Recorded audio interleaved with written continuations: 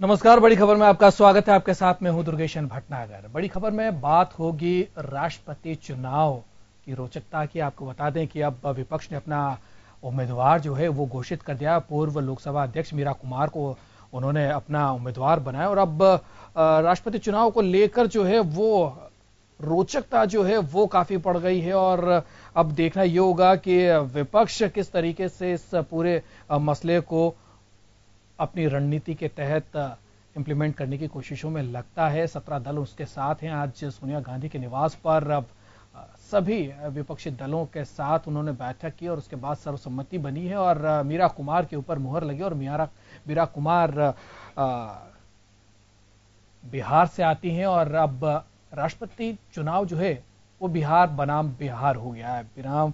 तो बिहार वर्सेस बिहार इसलिए भी हम कह रहे हैं क्योंकि रामनाथ कोविंद जो हैं वो आते उत्तर प्रदेश से हैं लेकिन राज्यपाल बिहार के थे। तो बिहार बनाम बिहार का अब ये मुकाबला जो है वो अब सबके सामने है। अब देखना ये होगा कि विपक्ष के साथ वो पार्टियां जिसमें मायावती भी शुमार है अब क्या कुछ स्टैंड लेती हैं, क्योंकि मायावती ने कहा था कि अगर रामनाथ कोविंद से या उनके समकक्ष कोई दलित नेता को अगर विपक्ष खड़ा करता है तो उसके बाद वो तय करेगी कि किसको समर्थन देना है। तो अब उन पार्टियों को भी अब देखना होगा कि किस तरीके से वो इस मसले को लेकर अपना राय जो है वो रखती है और किस तरीके से इस चुनाव में दोनों सत्ता पक्ष हो चाहे विपक्ष हो किस तरीके से उतरते हैं। ये एक रोचक बात होगी, तो इसको भी हम समझने की कोशिश करेंगे। तो वहीं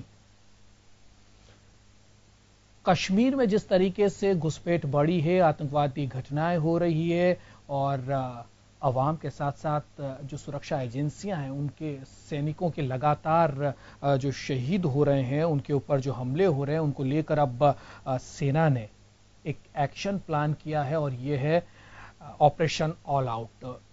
लंबी चौड़ी एक फहरिस्त आतंकियों की और दहशतगर्दों की तैयार की गई और अब उसके ऊपर कार्रवाई की जाएगी, तो उसको भी हम समझने की कोशिश करेंगे। तो वहीं अब मेक इन इंडिया को लेकर देश के अंदर ही राइफलों का निर्माण किया गया, लेकिन वो राइफलें इस तरीके से बनी कि वो 2 बार उसका प्रशिक्षण लिया गया, 2 बार उसका परीक्षण किया गया और दोनों बार वो फेल हो गई और भारतीय सेना ने उसे लेने से इनकार कर दिया है। तो मेक इन इंडिया को एक बहुत बड़ा झटका इस मामले से लगा है, तो इसको भी हम समझने की कोशिश करेंगे। तो वहीं आपको ये भी बता दें क्योंकि रामनाथ कोविंद राष्ट्रपति पद के उम्मीदवार एनडीए की तरफ से बनाए गए हैं, तो पद खाली होने की वजह से पश्चिम बंगाल के राज्यपाल को कार्यवाहक राज्यपाल बिहार का बनाया गया। उन्होंने आज शपथ ग्रहण भी की है। तो वहीं बात हम बिहार के ही करेंगे क्योंकि बिहार में 10वीं का रिजल्ट आया है और इस रिजल्ट के अंदर करीब करीब 49% बच्चे जो हैं फेल हुए हैं। केवल 50 पॉइंट समथिंग परसेंट जो है बच्चों ने सफलता हासिल की है। आपको ये भी बता दें वहां पर प्रेम कुमार जो कि लखीसराय के उन्होंने टॉप किया है, तो बेगूसराय की एक लड़की ने वहां से दूसरा स्थान प्राप्त किया है।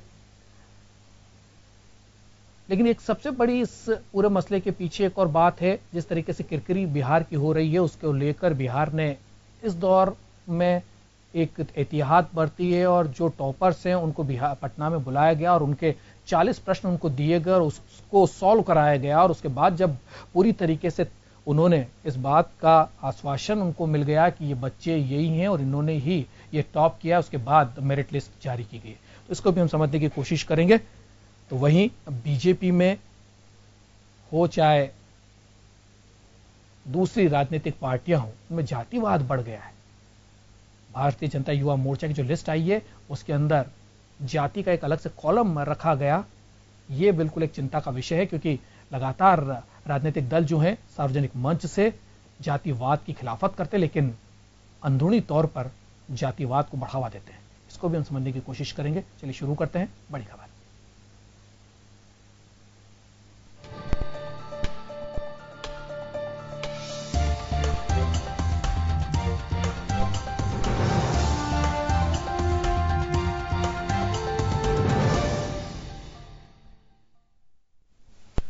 यूपी ने राष्ट्रपति पद के लिए पूर्व लोकसभा स्पीकर मीरा कुमार को उम्मीदवार बनाया है। राष्ट्रपति उम्मीदवार चुनने के लिए संसद भवन में विपक्ष की हुई बैठक में मीरा कुमार का नाम तय हुआ।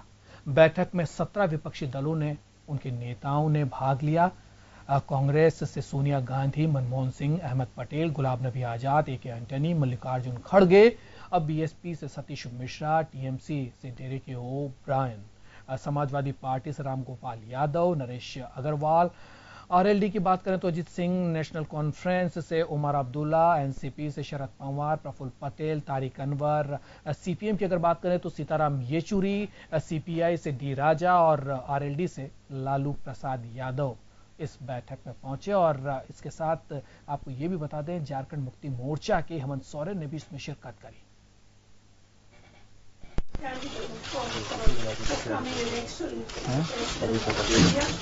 And we are also proud that the second candidate for presidency, of course, one was there and now let us go. Ma'am, Nitish Kumar का क्या सेटबैक था? Has been selected unanimously by one and all. All the 17 political parties who met here today in the afternoon and have unanimously proposed the name of Shri Meera Kumar ji for the forthcoming Rashtrapati election. Shrimati Meera Kumar is the illustrious daughter of illustrious leader, great leader Babu Jagjeevan Ram, who has been a freedom fighter, a crusader for social justice, and also the तो अब राष्ट्रपति चुनाव जो है बड़ा रोचक हो चला है और मीरा कुमार जो है उन्हें विपक्ष ने अपना उम्मीदवार बनाया। एनडीए पहले ही अपना उम्मीदवार घोषित कर चुका है और रामनाथ कोविंद पर उसने मोहर लगाई थी और अब दोनों जल्द ही नामांकन दाखिल कर देंगे। कल रामनाथ कोविंद अपना नामांकन भरेंगे और 27 तारीख को मीरा कुमार। हमारे साथ राजनीतिक विश्लेषक नवल किशोर चौधरी साहब फोन लाइन पर जुड़ गए। जरा उनसे सियासी समीकरण समझने की कोशिश करते हैं। चौधरी साहब, बहुत बहुत स्वागत है जन टीवी से जुड़ने के लिए। जो लग रहा था कि विपक्ष कितना बड़ा और कितना कद्दावर नेता लेकर सामने आती है, उसके ऊपर बहुत बड़ा जो है वो आगे के चुनाव को लेकर स्टैंड तय होंगे। तो अब मीरा कुमार नाम सामने आ गया है। पूर्व लोकसभा अध्यक्ष हैं, बाबू जगजीवन राम की बेटी हैं, एक लंबा चौड़ा उनका राजनीतिक करियर है और तो और प्रशासनिक भी उनका करियर रहा है, प्रशासनिक अधिकारी वो रही हैं। उसके साथ साथ सभी दलों में उनकी लोकप्रियता भी है। तो ऐसे में रामनाथ कोविंद को क्या मुश्किलात आ सकती हैं? देखिए, अब फैसला राजनीतिक आधार होगा जी। जहां तक कैंडिडेट का सवाल है, मीरा कुमार रामनाथ ज्यादा लोकप्रिय हैं जी, अनुभव भी उनका रहा है जी, और वो जगजीवन बाबू की पुत्री होने के कारण भी अधिक लोग उनको जानते हैं जी। तो स्वाभाविक है कि अगर व्यक्तिगत दृष्टि से देखेंगे तो मीरा कुमार का पलड़ा भारी होगा। लेकिन ये फैसला राजनीति बीजेपी और एंटी बीजेपी, एनडीए और एंटी एनडीए और उसी आधार पर हार जीत का फैसला होगा। मैं समझता हूँ एनडीए का पलड़ा अभी मार्जिनली थोड़ा सा भारी लग रहा है, इसलिए रामनाथ कोविंद के जीतने की संभावना है। नवल किशोर चौधरी साहब, एक सवाल यहाँ पर और उठ खड़ा होता है क्योंकि अगर पर्सनल तौर पर मीरा कुमार को देखें तो उनकी लोकप्रियता ज्यादा है, सभी दलों में उनके चाहने वाले लोग भी हैं। ऐसे में क्या लगता है, क्योंकि अपने विवेक के आधार पर वोटिंग होती है, तो ऐसे में क्या लगता है क्रॉस वोटिंग के चांसेस भी बढ़ेंगे? विवेक के आधार पर वोटिंग की संभावना हमको कम लगती है जी। तो तब होता जब दोनों नेताओं में होता, कोई अत्यंत ही प्रभावशाली, अत्यंत ही महत्वपूर्ण कोई व्यक्ति सामने में होता। ऐसा नहीं है। कैंडिडेट्स में जो फर्क है वो फर्क बहुत बड़ा फर्क नहीं है, इसलिए मैं नहीं मानता कि, और भारत की राजनीति इस समय जो है वो हाईली सरचार्ज राजनीति है, बीजेपी और एंटी बीजेपी। इस तरह की राजनीति जिसमें पोलराइजेशन अधिक हो जाए उस समय विवेक की राजनीति कमजोर हो जाती है जी। और अभी पोलराइज पॉलिटी है, एक तरफ एनडीए है बीजेपी है, दूसरी तरफ उसके विपरीत की विचारधारा वाली पार्टियां हैं। तो इसमें पोलराइज कॉन्सेंसस वोटिंग की संभावना कम है। चौधरी साहब, एक बड़ा प्रश्न यहाँ और खड़ा होता है और वो मायावती को लेकर है, या मायावती की विचारधारा जिस तरीके की थी जब रामनाथ कोविंद का नाम एनडीए की तरफ से आया था, तब उन्होंने कहा था कि वो उन्हें समर्थन करेंगे अगर विपक्ष की तरफ से कोई बड़ा नाम, कोई बड़ा दलित नेता अगर वो विपक्ष चुनता है तो उसके बाद कौन नेता होगा ये देखने के बाद वो तय करेंगे कि किसको वो वोट करेंगी। तो इस तरीके की मनोभावना और दूसरी पार्टियों की भी होगी। तो ऐसे में क्या लगता है थोड़ा सा चिंता का विषय एनडीए के लिए होगा ये?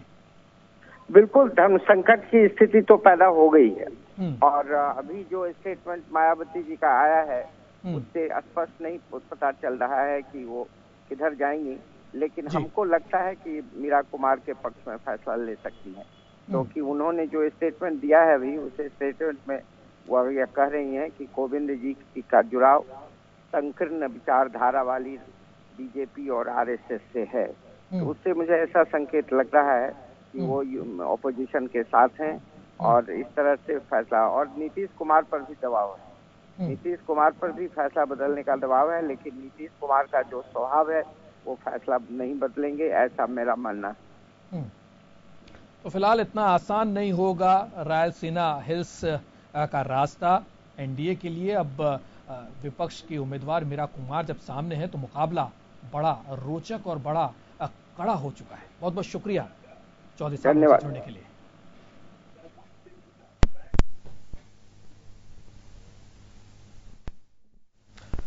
फिलहाल वक्त एक छोटे से ब्रेक का, फौरन लौट रहे हैं।